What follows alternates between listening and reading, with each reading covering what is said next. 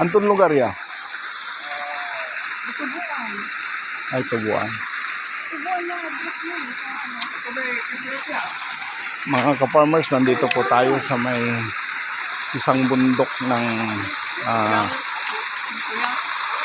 Labrador niya Labrador sa mga Tubuan. Ya.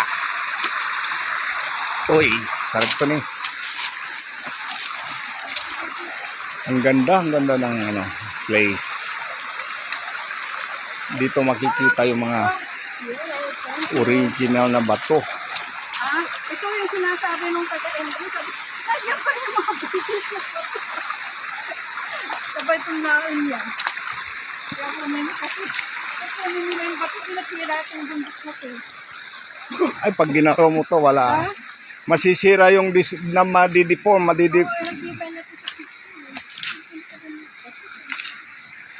Tignan mo, no? Monolith ka na bato, oh. Kaya mga ka-farmers, iba ngayon ang tripping natin.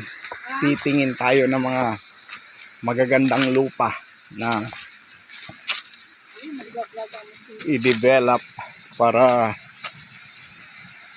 ma-discover sa buong mundo ang mga ganitong lugar. Ay, tignan mo yun, oh. Ayan o. Ayan mga farmers. Kaya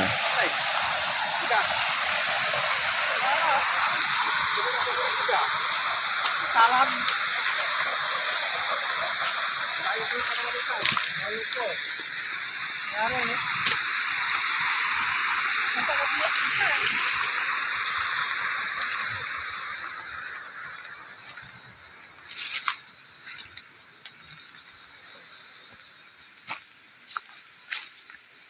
Ang ganda ng papo yun.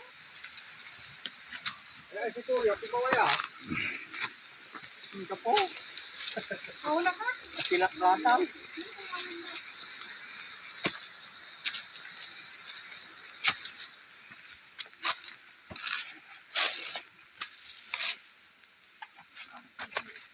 mga ka-farmers, ang PW biglang nakaakyat sa bundok. Kaya ganito tayo katyaga para i-discover itong lugar na to.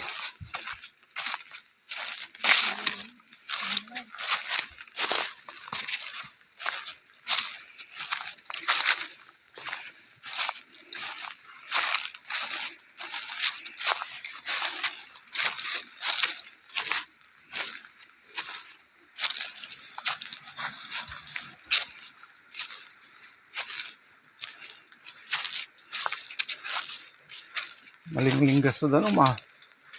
Ang linis ng tubig dito. Ito na. Tingin ko pa tayo.